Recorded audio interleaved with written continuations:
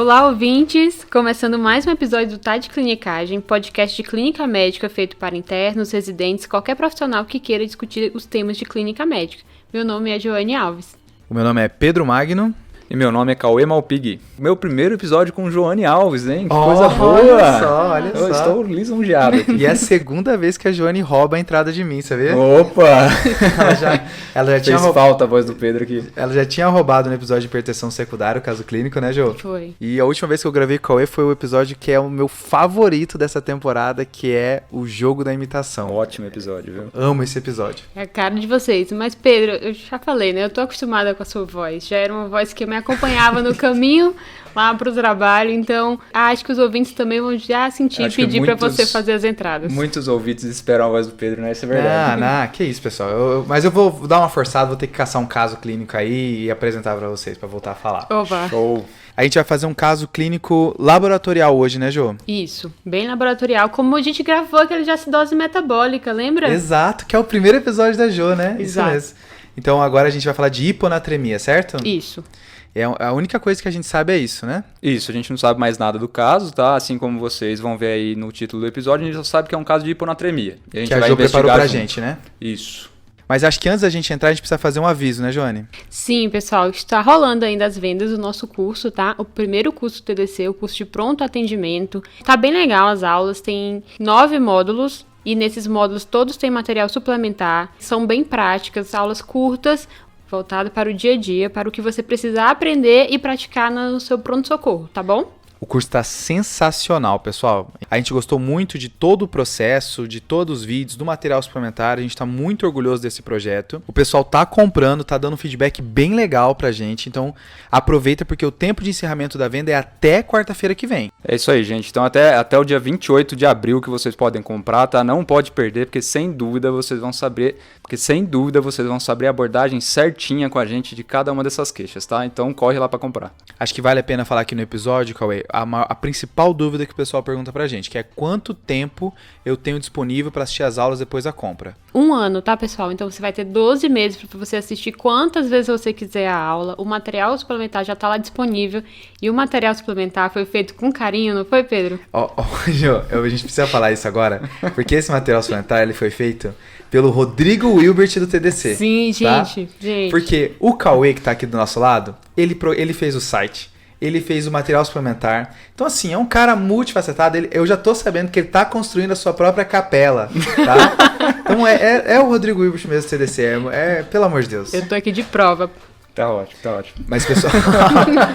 Então, só pra frisar o que a Joane falou, você pode comprar o curso agora e ter 1 ano para assistir. Não tem problema. Eu tô no período corrido, não vou conseguir assistir agora. Garante o curso e aí, quando você estiver no período mais calmo, assiste aí todas as aulas. Exatamente. Isso aí, pessoal. Fechou?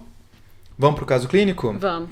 Lembrando que no caso clínico, a Joane vai dar uma parte da informação e depois eu e o Cauê vamos discutir o que a gente achou, o que a gente faria. E a gente incentiva os nossos ouvintes a pararem também, a acompanhar a discussão, pensarem o que falaria se estivesse aqui no nosso lugar, o que a gente não falou que é importante ser falado. Então é muito legal também fazer essa reflexão no momento que a Joane dá as informações extras. Fechou? Fechou? Tá ótimo, vamos lá? Bora. Vamos. Então, nós temos uma mulher de 27 anos de idade que ela procura o pronto-socorro por náuseas, vômitos e confusão mental. Como foi essa história? Ela, 1 semana antes da admissão, estava bem, sem sintomas, e aí ela começou a ter esse quadro de náuseas e vômitos não biliosos, e nesse primeiro momento ela não chegou a procurar o pronto-socorro, porque os sintomas melhoraram, então ela ficou em casa. Tá. 2 dias antes da admissão, ou seja, 5 dias depois desse início do quadro, ela teve novamente recorrência dos sintomas, teve náuseas e vários episódios de vômitos não sanguinolentos, não biliosos, que começaram à noite, e nesse momento ela associou com alimentação. Ela tinha comido frutos do mar naquela noite e associou a isso. Então, piorou faz 2 dias, tá? Isso. E aí, na véspera da admissão, o que aconteceu? Ela teve vômitos recorrentes, né? Ficaram ainda mais intensos, mas ela mesmo assim conseguia ainda se hidratar um pouco, permaneceu, né, em casa, mas no início daquele dia ela estava tendo uma vida normal. Ela estava viajando com os amigos, então ela foi fazer excursões, andou, passeou e voltou para casa. E à noite, ela já foi notada por uma amiga um pouco confusa. Mais tarde da noite, essa amiga foi despertar ela porque ela estava sonolenta e percebeu que ela estava com dificuldade para caminhar e para entender as orientações que ela estava falando. E aí eles decidiram levar ela no pronto-socorro. Que aí nesse pronto-socorro foi onde ela fez essa primeira avaliação. Tá, entendi. Ela chegou no hospital e a gente tem já o exame físico dela, dessa admissão. Ok. Ela estava com a temperatura de 36,1, uma pressão arterial de 94/64, uma frequência cardíaca de 100, frequência respiratória de 16, saturando 100% em ambiente, com a glicemia capilar de 114, né? Chegou sonolenta no pronto-socorro. Merece a glicemia, né? Sim. Ela estava letárgica, não respondia às perguntas ou comandos. Ela tinha um discurso incoerente, estava chorosa. Além disso, nada do exame físico era alterado. Fechou. Então, pessoal, como a gente sabe que o episódio de hiponatremia, né? Então, eu vou liberar logo esse sódio. O sódio do primeiro atendimento era de 104. Meu Deus, tá. 104. 104. Okay. A referência, só para reforçar aí pro ouvinte, é de 135 a 145 de normalidade, tá bom? Fechou. Ela também tinha um potássio de 5,1, um cloro de 74 e o restante dos exames todos eram normais. Hemograma, pediram proteínas totais, bilirrubinas, lipase, albumina, TGO e TGP, tudo normal. Certo, Jô. Boa, Jô. Acho que é importante aqui frisar se ela tem algum antecedente, se usava algum remédio, né? Porque isso é uma informação importante diante de uma hiponatremia. A gente já vai mencionar o porquê, mas tem alguma coisa? Ela relatava que era saudável, né? Ela não, a amiga que a acompanhou, Tá. que ela estava desorientada. Então, ela era saudável, ela é estudante de pós-graduação que residia no sul dos Estados Unidos e estava viajando com a amiga. Não tinha nenhum histórico de medicações de uso contínuo, só tinha um implante mesmo de etnogestrel, né? Tá. É aquele implante subcutâneo contraceptivo, né? Isso. Tá.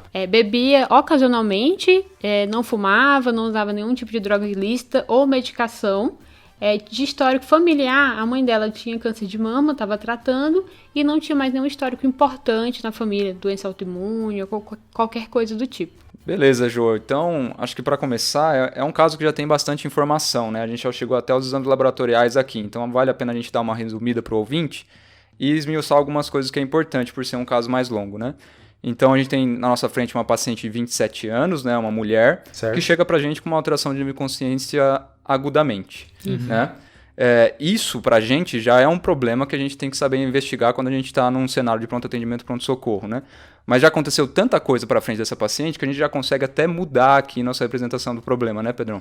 Isso, né? Parece que antes era um rebaixamento de nível de consciência esclarecer, agora é uma hiponatremia esclarecer, né? E aí, assim, quem quiser dar uma olhada numa abordagem mais organizada de rebaixamento de nível de consciência, onde a gente fala todas as causas, tenta passar por bastante coisa, o episódio 46 é um caso clínico muito legal de rebaixamento. Tá, pessoal?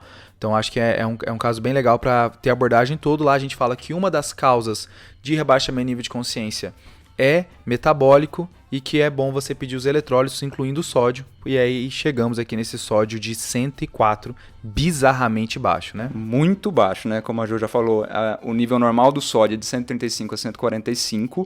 E a gente tem, sempre quando a gente tem um número do sódio, a gente consegue classificar com relação à gravidade, né? Então, quando é abaixo de 135 até 130, uma hiponatremia leve. Geralmente não preciso me estressar com isso. Não vai dar muitos sintomas, né? Abaixo de 130 até 125, uma hiponatremia moderada, e abaixo de 125, uma hiponatremia grave, né? Então, geralmente abaixo de 125, que é essa hiponatremia grave, que pode dar sintomas, que justifica o rebaixamento de nível de consciência e que eu começo a me preocupar mais, né? Isso. No leve, geralmente eu não me preocupo, o moderado a depender do contexto, né? Acho que é bom frisar também que ela também está hipotensa e taquicárdica, né? Então, parece configurar todo um contexto de choque para ela. E aí fica aquela dúvida se o rebaixamento de nível de consciência dela é só um sinal de má perfusão, né? Ou se é tudo culpa do sódio, né? Talvez seja uma coisa meio mista aí, né? Multifatorial. Isso, Pedrão. Isso é o maior problema do sódio, né? Parece que sempre quando a gente vê uma hiponatremia que parece ser significativa, sempre bem associado de alguma outra coisa, né? Ou um quadro séptico, ou um paciente que tem algum histórico de má ingesta, de não estar conseguindo se hidratar muito bem em casa, ou por aí vai, né? E aí vai o primeiro alerta desse episódio. Porque assim, se a gente vai se propor a falar de hiponatremia, a gente tem que fazer um alerta antes. Geralmente, hiponatremia é um caso difícil e não é tão claro o que está acontecendo, tá? Boa. Eu tive alguns casos que me frustraram muito, onde o paciente, assim, você investiga muito e não acha motivo, ou você trata direito e o paciente não melhora. Então, hiponatremia é um caso que o clínico gosta de falar, de falar sobre, mas do paciente, às vezes, você se frustra diante, né? Tanto diagnóstico quanto tratamento. E uma das causas é isso que o Cauê falou, porque às vezes é multifatorial, a própria hiponatremia pode ser multifatorial, ter vários mecanismos diferentes, então não fique incomodado se você se frustrar diante de um caso de hiponatremia. Com certeza. E só lembrar, porque principalmente como o Pedro bem pontuou, a gente tem uma paciente que aparentemente está num quadro de choque, né? Então a nossa atenção vai ser muito mais voltada para o choque e a hiponatremia às vezes aqui fica em segundo plano, né? E muitas vezes nessa hora de estresse, a gente esquece do algoritmo do sódio. E fica ainda cada vez mais difícil nessa situação a gente conseguir avaliar muito bem, né? Acho que é isso que a gente vai tentar esmiuçar um pouquinho agora, né, Pedro? Exato. Então, acho que antes da gente dar prosseguimento ao caso, Cauê, a gente vai ter que acabar expandindo essa paciente, né? Sim. Bem no manejo de choque mesmo, e nesse contexto, assim, parece que esse choque pode ser hipovolêmico, vai acabar entrando volume aqui nela, né? Isso. Vou aproveitar, meninos, que vocês estão comentando isso para trazer mais um dado, né? Boa. Eles continuaram monitorizando essa paciente, né, pelo quadro que ela chegou, e eles viram em um certo momento que a pressão caiu um pouco mais, foi para 73/54, Tá. E nesse momento eles fizeram uma expansão volêmica com 700 ml de soro fisiológico, 0,9%, porque nesse momento eles ainda não tinham esse laboratório que a gente já tem. Certo. E é o que acontece na realidade mesmo isso, né? Então a gente ia expandir e a nossa investigação do sódio ia andar junto, tá? Então uma coisa não vai excluir outra aqui.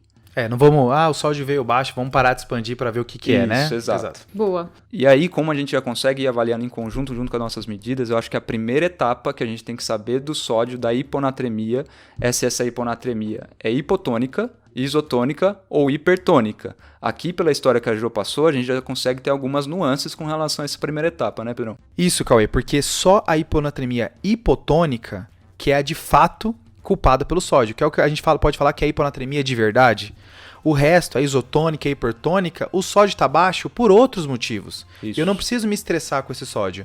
Tem alguma coisa que está atrapalhando a minha avaliação e eu tenho que ir atrás dessas outras coisas. Sim, certo? isso aí. Mas quando é uma hiponatremia hipotônica, aí você fala, não, é uma hiponatremia de verdade. Aí eu tenho que acionar meu algoritmo de hiponatremia. Isso aí. Pedrão, mas a gente está falando de tonicidade aqui, mas o que é tonicidade? Tá, Cauê, vou tentar explicar o que é tonicidade, né? Então, química, vamos tentar lembrar um pouco. Mas voltando um pouquinho aqui. Seguinte, tonicidade é a concentração das substâncias osmoticamente ativas. Que é como se a gente pegasse a substância que consegue puxar água para dentro do vaso e, ao mesmo tempo, não sair do vaso, né? Então, é a substância que não sai do vaso e puxam a água para dentro dele. E aqui são duas as principais, que é o sódio e a glicose. Isso quer dizer que o sódio alto ou a glicose alta tem alta capacidade de puxar a água para dentro do vaso, certo? Isso. E aí uma das coisas que o Cauê falou é a situação onde tem uma hiponatremia, sódio baixo, hipertônico, com uma tonicidade alta. Se eu falei que a tonicidade é culpada só pelo sódio ou pela glicose, e o sódio está baixo, a culpa é de quem? Então a glicose está alta aqui, Exato. Né? Isso, e o sódio é justamente isso, né? A gente está com glicose inapropriadamente alta e o sódio começa a se reduzir justamente para compensar essa osmolaridade, né? É como se a glicose puxasse água para dentro do vaso e a água diluísse o sódio, né? Isso aí, certinho. E lembrando que a osmolaridade é um número para a gente quantificar a tonicidade do nosso tecido, né? No vaso sanguíneo, a osmolaridade sérica, o normal é 275 até 285, variando um pouquinho de cada referência, tá? Isso aí, Cauê, é difícil porque você consegue dosar a osmolaridade direta, né? Ou você fazer a conta para chegar na osmolaridade da pessoa, né? Para inferir a osmolaridade da pessoa. Isso. A osmolaridade direta é um exame que não tem todo local, né? Mas você consegue inferir através do sódio, da glicose e aqui entra a ureia também, né? Isso, entra a ureia. A ureia tem uma tonicidade bem baixa, mas ela entra na conta também, tá? Isso. Então, essas fórmulas vão estar tudo aqui nas referências, tá, pessoal? A fórmula da osmolaridade, como é que eu faço? Tá tudo nas referências aqui. Beleza. Mas é importante entender que tonicidade é principalmente sódio e glicose, e se tá hipertônico é porque a culpa é da glicose. Isso. E o isotônico, Cauê? Então vamos lá, Pedrão. O isotônico é o que a gente tem a tendência de chamar de pseudo-hiponatremia, né? Tá. Por que pseudo-hiponatremia? Porque está acontecendo alguma coisa, tem alguma substância no soro do nosso paciente que está interferindo na medida do sódio. Então por isso que pseudo-hiponatremia. Porque não é o sódio tá baixo, é culpa do laboratório. Isso. Não é nem culpa do paciente aqui, né? É isso aí, é método laboratorial que está interferindo, né? Boa. Então a gente tem um sódio baixo e normalmente as substâncias que causam esse sódio baixo é proteína, né? Então a gente vê isso aqui nas paraproteinemias. Tipo mieloma múltiplo, Mieloma múltiplo, Waldenstrom, por exemplo, né? Tá. Não sei nem falar esse nome direito. E principalmente triglicerídeos, mas colesterol também entra na jogada, tá? E aqui são triglicerídeo alto, né, Cauê? Triglicerídeo acima de 1.500, né? Aí começa a mexer no sódio e mexe pouco, né? Isso, Pedrão, é quase aquele triglicerídeo que você vê na seringa de gaso, né? Tá bem, ok. E o mieloma múltiplo também é quando a proteína passa de 8 gramas, né, a proteína total. Isso. É difícil estimar, né, mas com certeza, nesses casos, a gente tem que pensar que o sódio está inapropriadamente calculado, né? E aí, como é uma questão laboratorial, os métodos mais modernos de aferição do sódio acabam não tendo tanto problema. Existem relatos que ainda existe esse problema, mas era uma coisa muito mais dos métodos antigos, né, Cauê? É isso aí, Pedro. Por sinal, eu estou até com um paciente no hospital agora, que é um mieloma múltiplo, que tem uma paraproteinemia importante, que veio com sódio de 129. E assim, era uma baita de uma paraproteinemia. E chegou até 129, né? Não é tão baixo assim. Então aí vale um comentário, né, Cauê? Porque o sódio da nossa paciente de 104 é muito baixo para falar que é só erro laboratorial, Não né? deve ser pseudohiponatremia, né, Pedrão? Que nem uma glicose tão alta faz isso e nem um erro laboratorial faz isso. Deve ser uma hiponatremia hipoosmolar de verdade. É isso aí. E aí, assim, isso não quer dizer que todo paciente com sódio baixo eu vou precisar pedir proteína e triglicerídeo para todos eles. Aqui depende muito do contexto. Não é uma regra eu ter que pedir. A regra aqui é pedir glicose. A glicose eu tenho que pedir para todo mundo. E a nossa paciente está ok. Ok. Isso aí, Pedrão. Então, só pontuando, esse primeiro passo é tão importante porque vai mudar a conduta. Boa. Então tudo leva a quê? Que é uma hiponatremia hipoosmolar de verdade. E aqui existe uma divisão importante inicial, que é saber se ela é grave ou não. A gente falou de gravidade, que é o valor laboratorial, né? Isso, é uma das divisões, né, Pedrão? Isso. Agora tem uma outra divisão que torna grave também, que é baseada em sintomas. Quais são os sintomas de gravidade?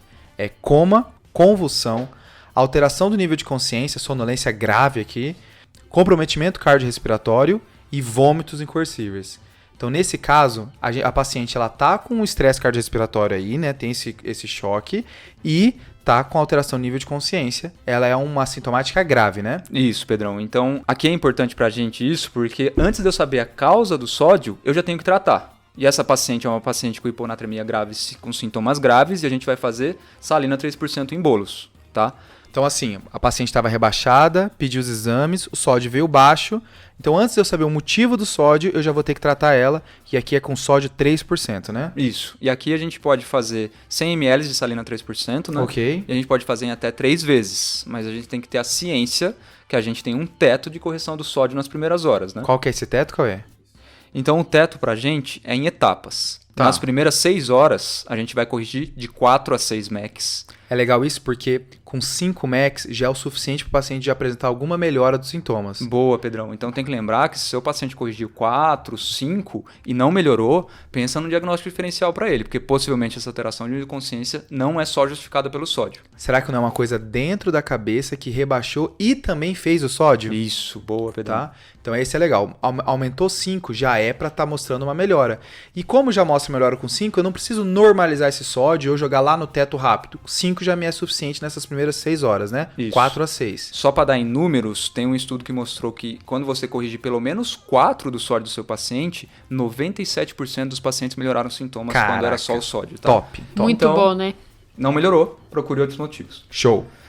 24 horas a gente tem que corrigir até 10. Certo. E em 48 horas a gente corrige até 18 MECs do sódio. Fechou. Tá bom? 18 tudo, né? Tudo. Então Isso aí. 10, é como se fosse 10 no primeiro dia e 8 no segundo dia. Isso. E aí só reforçando, aqui não é meta, gente. Aqui é teto, tá? A meta pra gente, principalmente pra essa paciente, é corrigir entre 4 e 6 nas primeiras 6 horas que vai melhorar os sintomas dela. E tô satisfeito, né, Cauê? Isso. Eu não preciso, tem que chegar a 10 no primeiro dia. Não, eu tenho que não posso passar de 10. Se ficou em 8, 6, tá ótimo. Isso aí. E aqui vem o segundo alerta do sódio, tá? Porque é o seguinte, você tem várias fórmulas de correção, tem déficit de sódio, tem o Adrogué, que é bastante utilizado, mas nenhum é preciso, tá? Você fazer essa conta e estimar quanto que vai mudar em 24 horas e deixar quieto, tá errado essa conduta. Se você tá fazendo uma correção do sódio, você precisa dosar esse sódio várias vezes ao dia para saber se o que você estimou mudar tá mudando no tempo certo. Então, olha, fiz a conta e repeti o sódio e já mudou muito, tá na hora de eu frear. Ou mudou pouco, tá na hora de eu aumentar. Então, isso você tem que pedir várias vezes, porque é muito comum a gente ver o paciente que mudou muito rápido o sódio e fazer aquela consequência desastrosa que é a mielinólise pontina, né? Beleza, Pedrão. E se corrigindo normal, com essas equações, eu já tenho medo de sobrecorrigir, tem algumas situações que eu tenho mais medo ainda. Quais são essas situações? Rebaixamento de nível de consciência, Tá. pacientes com vômitos, principalmente vômitos incoercíveis, Tá. o paciente etilista, paciente com hipocalemia grave e Certo. o paciente que tem um sódio menor que 105. Tá, então a nossa paciente tá com rebaixamento, tá com vômito e tá com sódio menor que 105. Então ela tem muita coisa para fazer uma super correção. Então ela ganha o sódio 3% para melhorar esse quadro grave, mas tem que ter muito cuidado para esse sódio não subir demais. Isso aí, sempre tem que ter a fiscalização e coletar sódio sérico de rotina. E aí, só um adendo, tem um score que mostra fatores protetores e fatores de risco para sobrecorreção de sódio, que chama score de SHOR, S-H-O-R. Quem puder dar uma olhadinha lá. Boa. Muito bom. Essa paciente, então, pela gravidade do quadro, foi transferida para UTI. Como ela chegou rebaixada e eles conseguiram sódio rápido, eles fizeram a reposição, né, esse bolus de NaCl a 3%, e ela seguiu essa avaliação. Quando ela foi admitida na UTI, ela estava com a temperatura de 36,7, com a pressão arterial de 102/57, com a frequência cardíaca de 92, frequência respiratória de 12 e saturando 100% em ambiente. Ela ainda estava sonolenta, nesse momento ela já não respondia a comandos, ela abria os olhos, mas retirava os membros a estímulos dolorosos, as pupilas isocóricas e fotosreagentes, mucosas úmidas, o turcor da pele era normal, a ausculta cardiopulmonar normal, o abdômen também não tinha nenhum achado, não tinha edema de membros inferiores e todo o restante do exame físico era normal. Fechou. Ela, já nesse segundo momento, foram repetidos os exames laboratoriais. E o ponto é, o que vocês querem de exames laboratoriais? O que é importante na avaliação dessa paciente? Vamos lá, beleza, Jô. Eu acho que pensando nesse sódio como a principal causa do rebaixamento, e aí parece que ela tá piorando, né, Jô? Uhum. Eu acho que a gente precisa agora de um novo sódio, ver o quanto que mudou depois de tudo que a gente fez. Eu gostaria de um potássio magaso, porque isso também pode nos ajudar a aproximar de algumas causas. Beleza, Pedrão. E não só pensando no sódio, pensando que essa paciente chegou em um estado de choque, né? A gente tem que pedir para ela a investigação principalmente de sepse, né? Então a gente vai ter que pedir um hemograma aqui para ela, a gente tem que ter uma função renal, a gente tem que ter função hepática, principalmente bilirrubina aí pra gente conseguir avaliar ela por completo, né, Pedrão? Assim, essa ausência de melhora dela, por mais que a gente pareça que tudo é metabólico, eu tô me coçando para pedir uma toma de crânio dela. Porque vamos ver quanto que mudou o sódio, né? Às vezes não mudou o suficiente, então é por isso que ela continua pior. Mas é o momento que a toma de crânio talvez já seja bem-vinda aqui para ver se não tem alguma outra coisa e o sódio está só nos confundindo. Boa, Pedrão, bem lembrado. Boa, meninos. Então, esse caso é um caso do New England, tá? Então, como vocês já sabem, eles vão falar pra gente todos os testes e exames que forem importantes com os resultados e aqueles que eles acham que não vão mudar muito, assim, a condução deles, né, que não mudou naquele momento, eles vão dizer que tá só normal. Então, é só pra me justificar, porque alguns vão dizer que tá normal e vida que segue, tá bom? Tá, beleza, Jô. Isso tudo porque a Jo é uma pessoa muito idônea, né? A gente falou pra ela inventar os números aqui, mas ela não quis, então Não vai tudo inventar, bem. né? Ela quis fazer essa justificativa por isso. Vamos lá. Ela tinha um hemograma normal, um leuco de 12.200, mas com o diferencial todo normal. Ela tinha uma hemoglobina de 12,8, plaquetas normais de 229.000. Tá. O sódio de 106, tá? O sódio depois daquela primeira correção que ela fez o bolus quando chegou no primeiro serviço. Então não mudou muito, né, Jô? Não. Só 2 pontos, certo? Isso. O potássio agora era 4,5. Ela tinha um ureia de 12, uma creatina de 0,6. A gasometria mostrava uma acidose metabólica. O cloro dela era 75. E a tomografia de crânio também foi um exame que eles solicitaram, também consideraram que era estranho essa não melhora dela, apesar do bolus com soro a 3%, e só mostrava nenhum achado, na verdade, não tinha nenhum achado diferente, não tinha hemorragia intracraniana, não tinha sinal de isquemia, nem qualquer lesão que fizesse efeito de massa. Então a impressão que dá é que estamos na conta do sódio ainda, né, Isso Cauê? aí, né? Penso. Sobrou sódio, na verdade, né? Algumas Exato. alteraçõezinhas aqui que talvez não façam muita diferença pra gente agora. Eu acho que a gente vai ter que seguir a investigação do sódio, né? Isso. Certo. Essa leucocitose aí só, né, Pedrão? Tem eosinófilo nesse daí? Tem, é 0,3%. Tá baixa, né? Tá. Tá bom. Vou nem calcular, mas tá baixo, né? É o seguinte, a gente tá diante então de uma hiponatremia hipoosmolar, que é a hiponatremia de verdade, né? Isso. E para isso tem vários algoritmos diferentes, cada guideline ele traz informação de volemia, de sódio urinário. Eu acho que aqui eu e o Cauê a gente tentou fazer uma mistura aqui para falar o que uma abordagem que é nossa aqui, que a gente considera boa. Isso aí, Pedrão. E para isso tem 3 exames que vão ser importantes pra gente. É a osmolaridade urinária, Beleza. que a gente vai dar uma gambiarra e ver pela urina 1. Boa, legal. Tem o sódio urinário Certo. e tem o ácido úrico sérico. Vai chegar a parte dele, né? Vai, então- Uma hora chega. Então, esses 3 exames, em algum momento, a gente vai resgatar eles. Beleza. Certo? Essa é a clinicagem. Anotem, por favor. Tá bem. Tá parecendo um radialista que fala, quando tocar a música, anota o minuto, né? Tipo isso. Ganha o brinde. Mas fica de olho, vai ser importante pra investigação, tá, pessoal? Fechou. Então, acho que a primeira abordagem é uma abordagem do UpToDate que eu gosto, que ela traz coisas importantes pro começo. Beleza? Que é você fazer 3 perguntas para esse cenário. Eu tô diante de uma hiponatremia verdadeira, uma hiponatremia hiposmolar, eu vou fazer 3 perguntas. 1. Esse paciente tem disfunção renal? 2. Esse paciente usa tiazídico? Tá. E 3. Esse paciente tem edema. Tá. Pedrão, então lembrar que isso são coisas na história que a gente consegue pescar, né? E que pode ser uma das causas da hiponatremia, mas a gente vai seguir nossa investigação diagnóstica aqui também, né? Isso, porque o sódio geralmente vem acompanhado da create, tiazídico está na história e edema está no exame físico. Isso aí. A ideia da creatinina é porque o paciente com disfunção renal ele tem incapacidade de excretar água livre. Aí acaba acumulando água.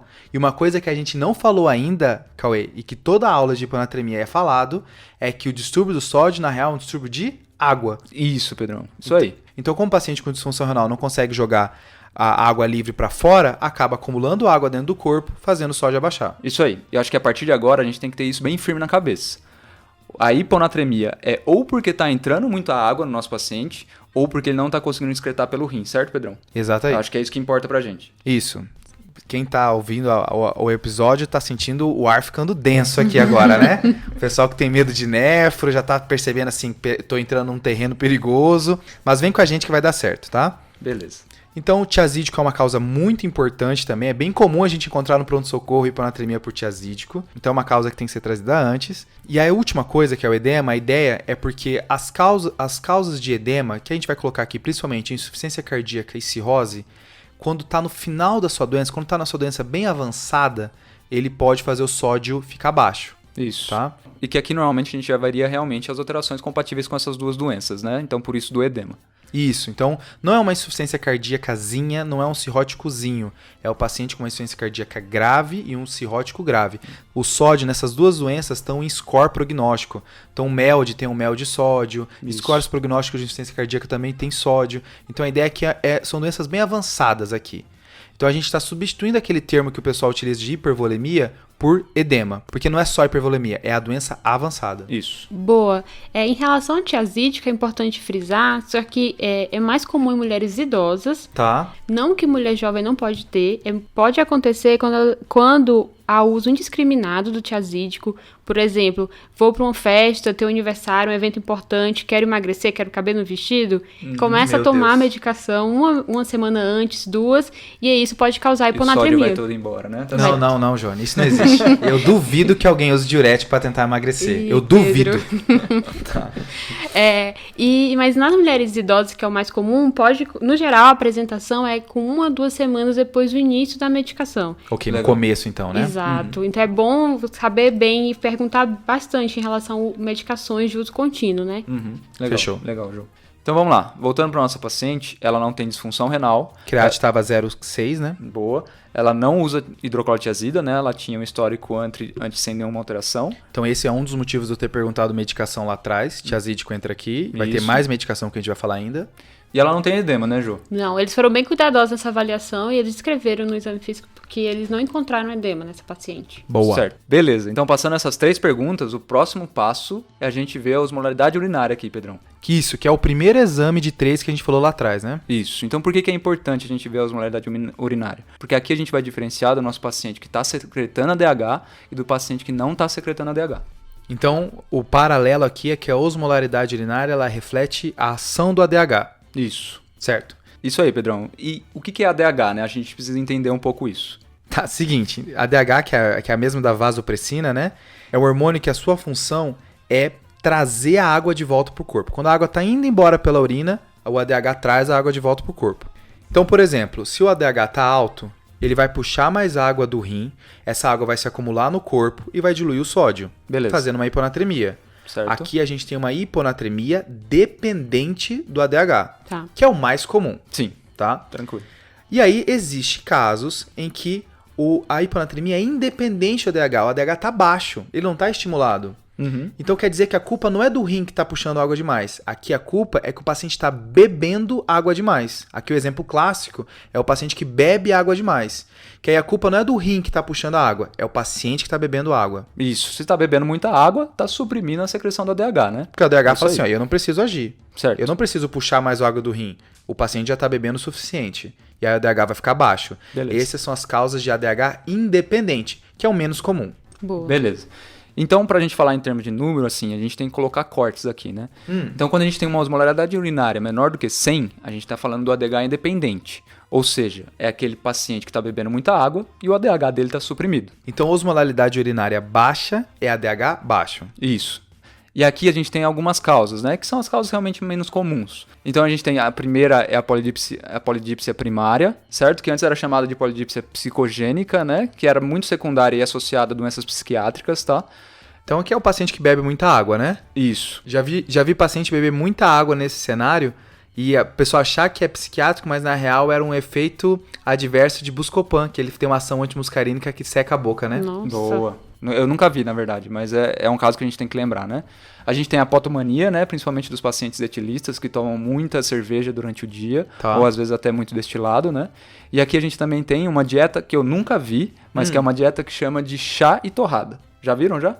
Não. Não, então já é a segunda forma de emagrecer que tá tentando matar uma pessoa nesse episódio aqui, né? Exato, é tudo culpa do sódio, né? Tá bem. E aqui a ideia, o paciente está tomando muito chá, né? Ou seja, muita água livre, e ele está ingerindo pouca osmolaridade, na verdade, né? Ele está ingerindo Isso. pouco sódio. Então é uma combinação que não cai muito bem, né? Fechou. Esse, então, são as ADHs independentes que a pessoa tá bebendo água demais, né? Isso. Boa. Então agora a gente vai para o mais comum. E aí o mais comum, o nosso corte é uma osmolaridade urinária maior do que 100. Ok. E aí quando a gente fala maior do que 100, é ADH dependente. E aí tem um problema, Cauê, porque osmolaridade urinária não é um exame tão disponível assim, tá? E existe uma maneira de você atingir a osmolaridade urinária, que é com a urina 1. Boa. Como é que funciona isso? Tem um item, né, na urina 1 que é a densidade urinária. Esse item, ele existe uma correlação com a osmolaridade urinária. Ele não é 100%, tá? Tem alguns locais que criticam.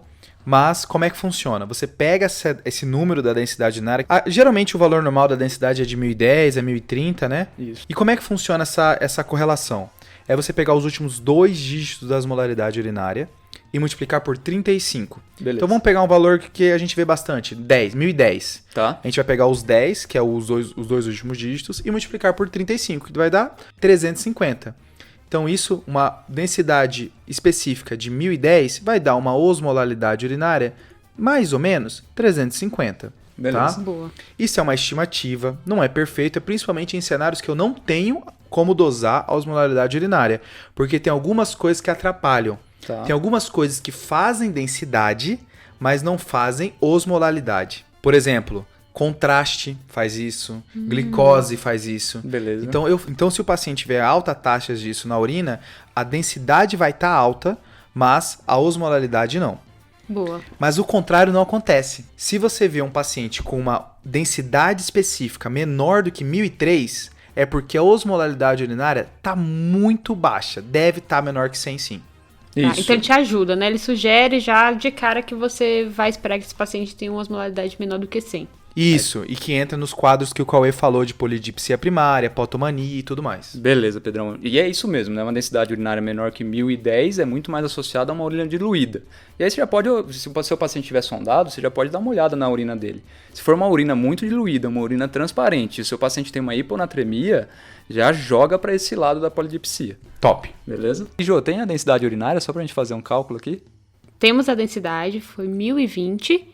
Então, usando o cálculo do Pedro, né? Multiplicar por o 20 por 35 vai dar 700. Eles também mediram a osmolaridade, né, direta, e o valor foi 740. Bem próximo, né? Tá Fechou. bom. Próximo, né? Dá pra gente acreditar.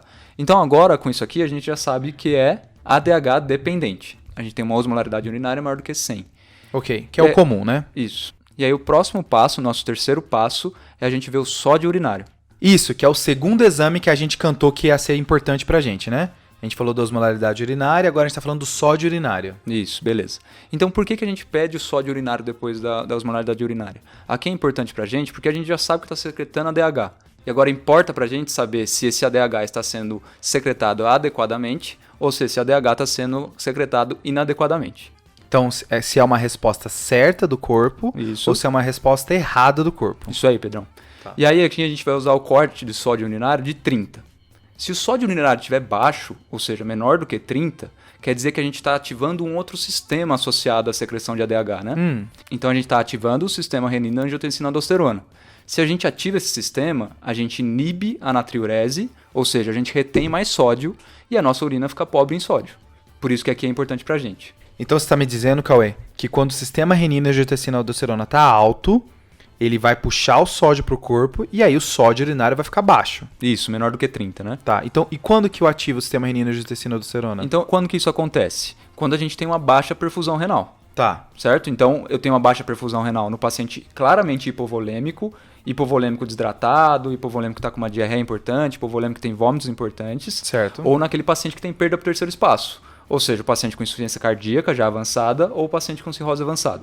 Ok. Certo? Fechou. E que a gente não conseguiu captar muito bem no nosso exame físico, que é aquele edema muito importante, né? A princípio, a maioria eu já vou ter pego, né? Com certeza. Tá, mas então eles entram aqui também. Isso. É o paciente, então, hipovolêmico ou o paciente que estaria hipervolêmico porque tá tudo no terceiro espaço. Isso aí, certinho. E o hipervolêmico aqui entre aspas, né? Porque não tá dentro do vaso, né? Isso. Mas, Cauê, eu não entendi a relação do sistema renina-angiotensina com o ADH.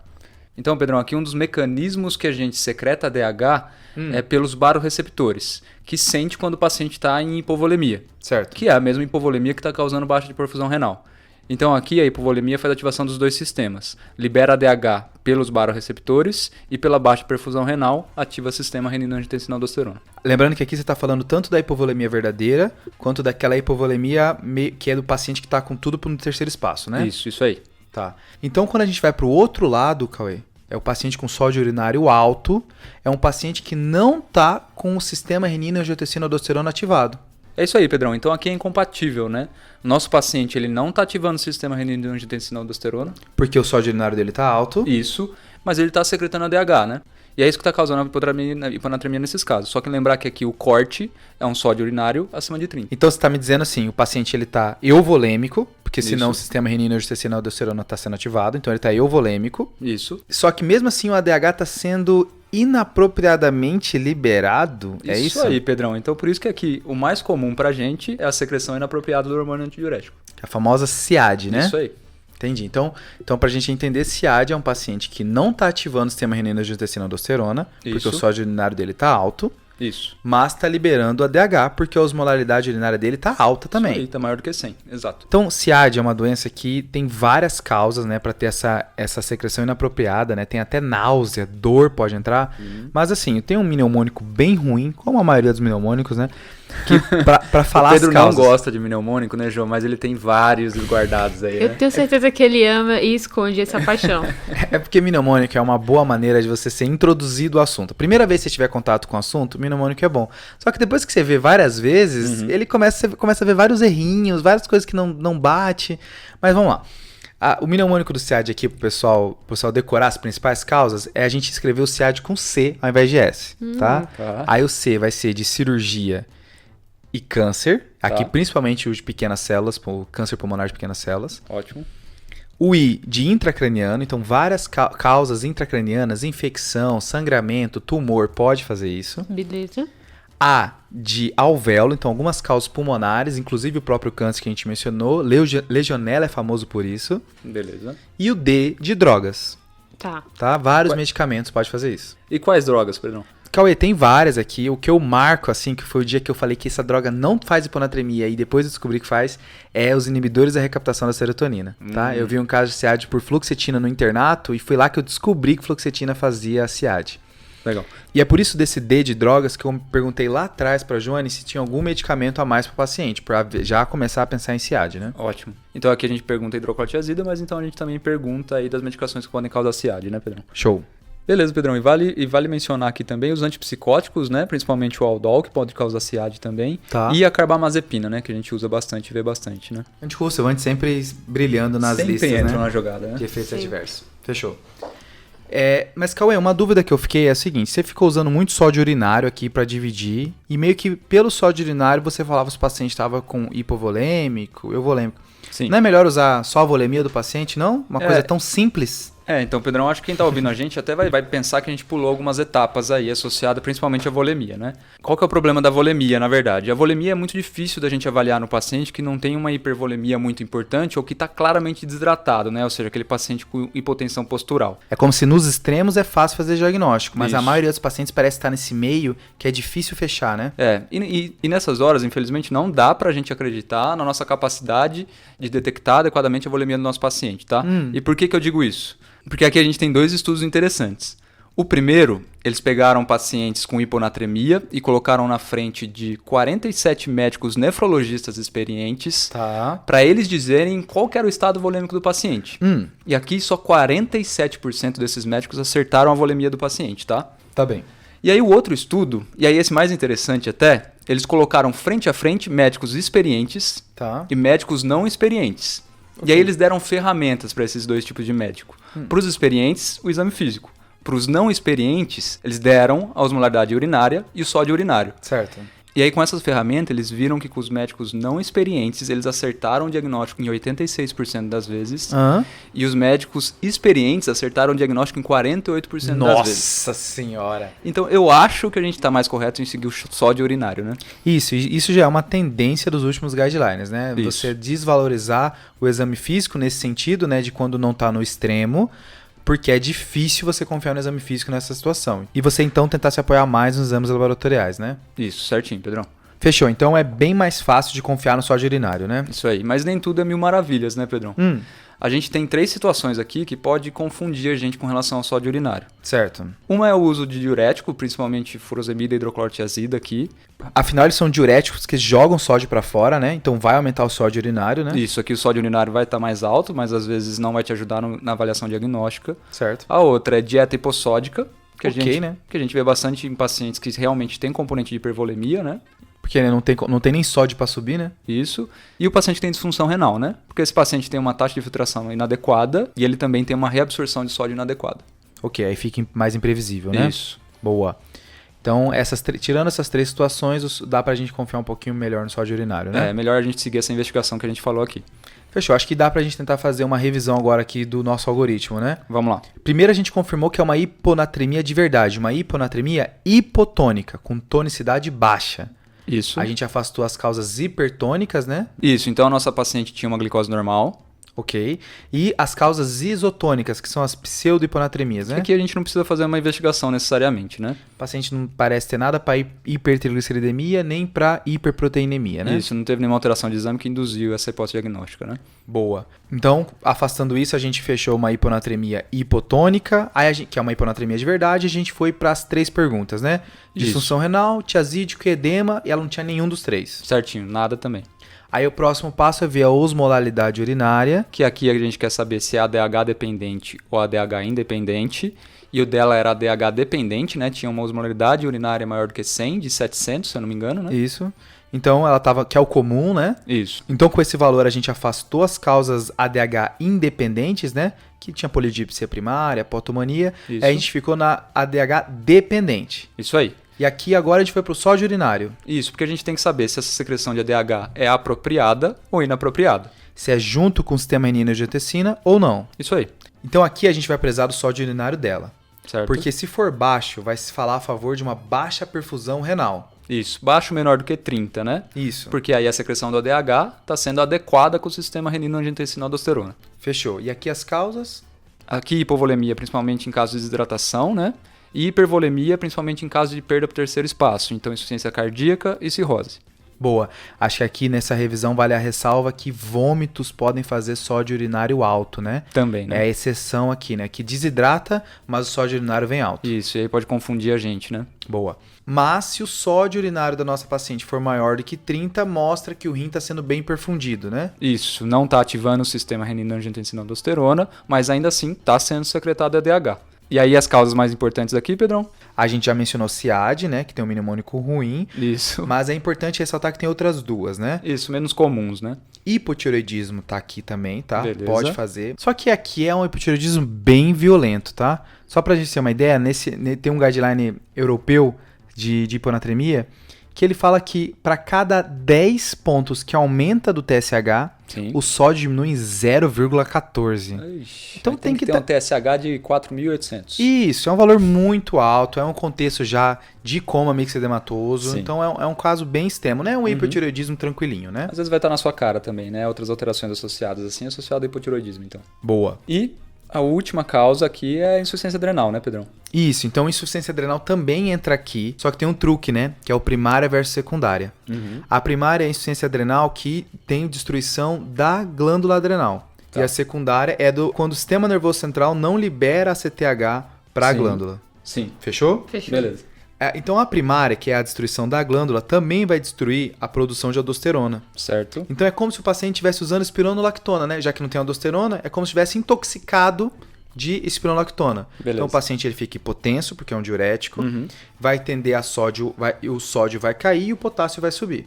E aqui, então, o sódio urinário é realmente maior do que 30, né? Isso. Só que nesse caso, como o paciente está hipotenso, Cauê, às vezes ele encaixa lá naquele quadro de hipovolemia que está lá do outro lado. Sim. Só que com sódio urinário alto. Pode enganar a gente aqui, né? Isso, então só lembrando que então causas que parecem hipovolemia, mas o sódio urinário dá alto é vômito e insuficiência adrenal primária. Certo. Já a insuficiência adrenal secundária não tem nada a ver com a aldosterona, porque é só o ACTH que não está sendo produzido, né, que não tá chegando na adrenal, e aí a aldosterona não tem nada a ver com a ACTH. Certo. E aí o mecanismo de hiponatremia aqui, já que não tem nada a ver com a aldosterona, é principalmente porque a presença do corticoide ele serve para inibir o ADH.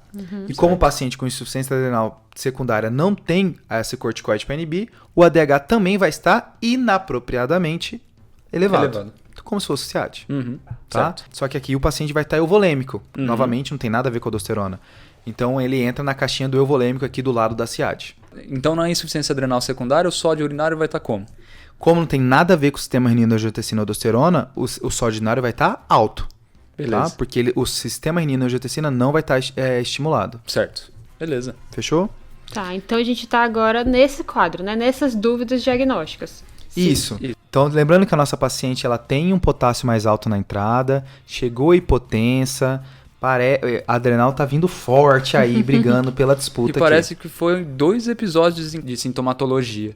A gente sabe se foi desencadeado por alguma coisa assim? No dia do início do sintoma, não, mas nos dias seguintes ela estava fazendo passeios turísticos pela cidade. Então, tem essa correlação. Pode ter sido desencadeado pelo esforço, né? Isso. Porque assim, episódios sintomatológicos e a paciente chega com a gente com uma hiponatremia, não me lembra muito o CIAD, né? Eu acho que me lembra mais uma crise adrenal, uma insuficiência adrenal desencadeada por algum episódio de esforço físico, né? Porque as causas de CIAD geralmente são fixas, né? O paciente Isso. só piora. Ele vai piorando se a gente não resolver o problema dele, né? Entendi, cara. Boa. Vocês pediram um exame, vocês estão lembrados do ácido úrico, que todo mundo ficou nessa curiosidade de saber por quê, no que ele vai ajudar. É Entendi. verdade, né? Então a Pedrão? gente já justificou a osmolaridade urinária, já justificou o sódio urinário, mas a gente não falou do ácido úrico sérico ainda, né? Isso. Então vamos voltar pro ácido úrico aqui então, tá? Esse ácido úrico, pessoal, a gente tem que ir no laboratório e pedir para eles testarem o ácido úrico na primeira coleta do paciente quando ele bateu na porta, tá? É Tá. esse o ácido úrico que importa pra gente. Entendi. Tudo Antes bem? de fazer a expansão, antes de fazer qualquer coisa. Isso, sobe lá no laboratório e dá uma pedida pro pessoal lá, tá? Tá. Por que isso importa? Porque normalmente na CIAD, o ácido úrico, se não tiver nenhum outro fator confundidor para aumentar ele, o ácido úrico vai estar baixo. Essa é a regra, né? Isso, essa é a regra. Então vai ter aquele ácido úrico inapropriadamente baixo para uma hiponatremia. Ok. Tá bom? Quando tem um paciente que tem uma hiponatremia hipovolêmica, esse paciente, a tendência é ter um ácido úrico mais alto. Esse paciente está tentando reter mais soluto, ele diminui a excreção de ácido úrico, então, portanto, além dele estar volume depletado, ele está retendo mais ácido úrico e esse ácido úrico é para se elevar. Tá Entendi. bom? Tá. Então isso é uma nuance que pode sugerir um diagnóstico pra gente em algum momento, tá? Não que dê diagnóstico. Então o ácido úrico ele pode te ajudar a se aproximar do diagnóstico de SIAD se ele vier baixo, né? Isso. Legal. E aí você falou que aí, na hipovolemia a excreção de ácido úrico tá baixo, Isso. Então aqui a gente vai ter uma fração de excreção do ácido úrico baixa. certo? Tá. Que é aquela continha que a gente faz do ácido úrico do sangue, pelo ácido úrico da urina e tudo mais, né? Isso. E aí, quando a gente tem um caso de SIAD, a SIAD por si só, ela aumenta a excreção de ácido úrico urinário e ela vai ter uma fração de excreção de ácido úrico maior que 12%, que Entendi. é um dos critérios diagnósticos, né? Boa. Boa. Isso, então a fração de excreção do ácido úrico, ele é aqueles critérios suplementares, né? Isso. Acho que vale a pena a gente passar rapidinho os critérios essenciais para SIAD. Beleza, vamos lá, Pedrão. A osmolaridade vai estar menor que o 275, Beleza, então a gente tem uma hiponatremia hipotônica. que a gente já falou, né? Sim. O outro critério é uma osmolaridade urinária maior do que 100, Então a gente realmente tem uma etiologia dependente de ADH, tá? Uma euvolemia clínica, que faz parte dos critérios mesmo, né? um sódio urinário maior do que 30, Tá bom? Então aqui a gente tem uma secreção inapropriada do hormônio antidiurético, né? isso, que mostrando que o sistema renina está normal, né? Isso aí. Ausência de disfunção da adrenal, da tireoide ou da pituitária, Ou seja, um diagnóstico de exclusão, a gente tem que excluir outras causas, né? que é as outras que a gente mencionou que estão no mesmo pacote ali, né? Isso aí. E por último, não ter usado o agente diurético. Boa, porque também exclui outras causas, né? Meio que os critérios a gente meio que já passou, né? Acho que na já foi conversa, tudo, né? Pedrão? Fechou. Legal. É meio que você preencher todo o checklist, né? E aí, Jô, quanto que estava o sódio urinário da nossa paciente e se tiver o ácido úrico? O sódio urinário dela é 158, tá? Mas tem a observação de que foi coletado depois daquele primeiro bolus, né, de NaCl a 3%. Tá bom. E da expansão volêmica, daquele do início, do primeiro atendimento dela, tá? Certo. Ok. E o ácido úrico dela a gente não tem, tá? Eles não Tá. pediram essa avaliação. Tudo bem. Ok. Tudo bem? Ou seja, vocês estão recebendo um fluxograma aí super atualizado, né? Beleza. Depois dessa admissão na UTI, eles foram recoletar a história e refazer esse exame físico. E aí aparecem sempre coisas novas, né? Perceberam que ela tinha umas manchas hipercrômicas, hiperpigmentadas, em várias partes do corpo, mas que chamava bastante atenção. É nas pregas palmares, nas regiões, nessa pele, em cima das articulações metacarpofalangianas, tinha em joelho. Certo. E depois eles descobriram que essa paciente era maratonista, na verdade corredora, né? Ela não era uma coisa, era mais para amador. E ela tinha meses que ela tinha parado por conta de uma fadiga. Essa fadiga estava piorando, então isso reduziu a atividade física dela. E só que ela não chegou a procurar nenhum atendimento médico. Ela estava continuando a vida e achando que aquilo ali era mais... Não foi uma coisa que motivou a procurar atendimento. Sim. E na viagem, talvez por conta do clima, que ela deve ter perdido água, né? Deve ter desidratado, deve ter sido o fator desencadeante aí dessa crise atual. Sim. Entendi. Então, a impressão que dá que com essa história de fadiga, com essa história de hiperpigmentação, parece uma insuficiência adrenal primária, né? Isso. Lembrando que só a primária que faz hiperpigmentação, porque o ACTH é o que muda o tom da pele, né? Boa. Exato. Legal.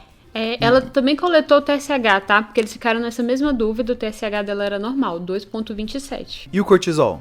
O cortisol é uma boa, porque o que acontece? Essa paciente estava grave, né? Ela chegou para terapia intensiva. Eles dosaram o cortisol dela, o cortisol estava baixo, estava 7,2. Mas o que acontece? Ele era para estar muito aumentado por conta do estresse que ela estava Sim. passando. Então, esse fato dele estar muito baixo já foi um outro fator para reforçar essa suspeita diagnóstica deles. Com certeza. Porque geralmente para você fechar o diagnóstico tem que estar menor que 5, né?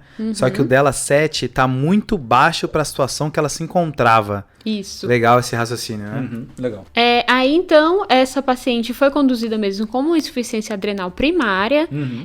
Ela melhorou depois que foi iniciado a reposição com corticóide, né? Corticoterapia, reposição volêmica, cuidado de terapia intensiva. Certo. Ela melhorou, mas ela continua em segmento ambulatorial, né? Recebendo as devidas reposições. Só é importante frisar que, apesar dessa melhoria, né, da evolução da medicina no cuidado desses pacientes com insuficiência adrenal primária, ele ainda reforça que é um paciente que é difícil o manejo e que eles ainda têm uma maior mortalidade mais alta em relação ao restante da população, por Sim. conta desse equilíbrio que é mais difícil a gente chegar no final, né? E aí, esse cuidado também tem que ser constante, né, Ju? Então esse paciente Sim. tem que ter um acompanhamento muito bom, porque qualquer evento desencadeante para ele, às vezes coisas tão simples como um exercício físico pode desencadear uma piora da doença, né?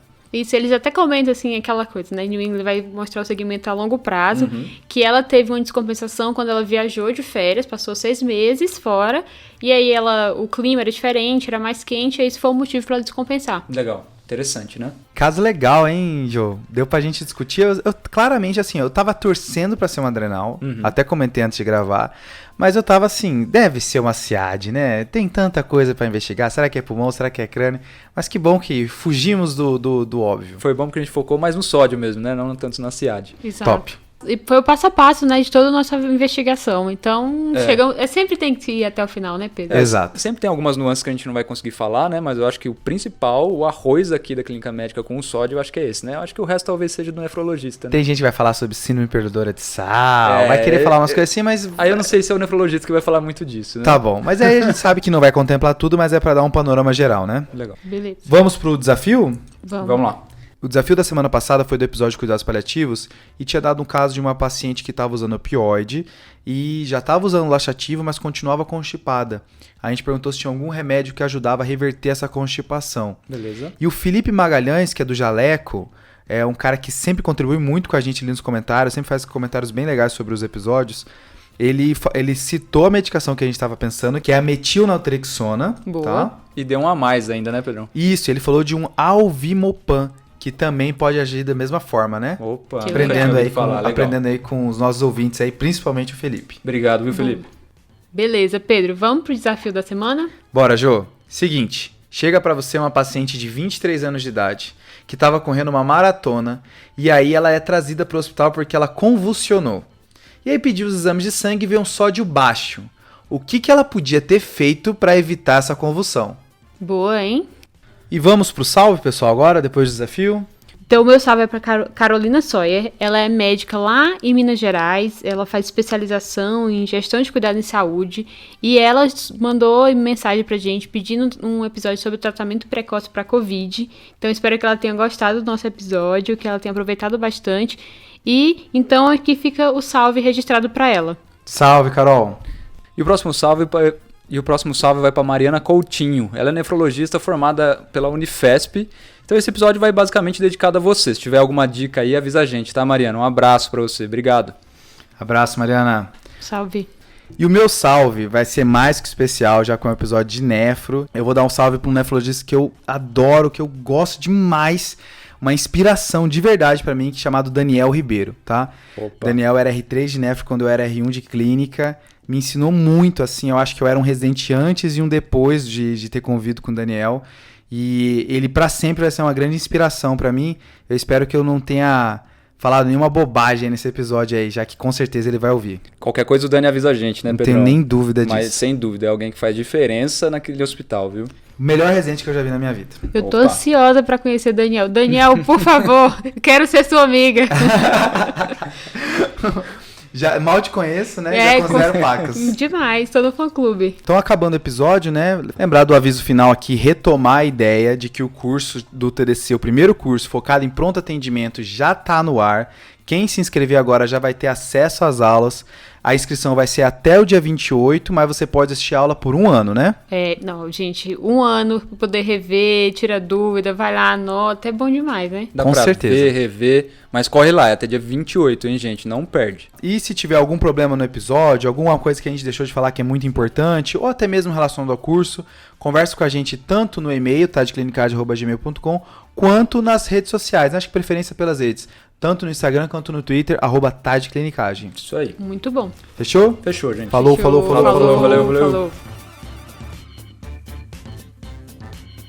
Esse podcast tem como objetivo educação médica. Não utilize como recomendação. Para isso, procure o seu médico.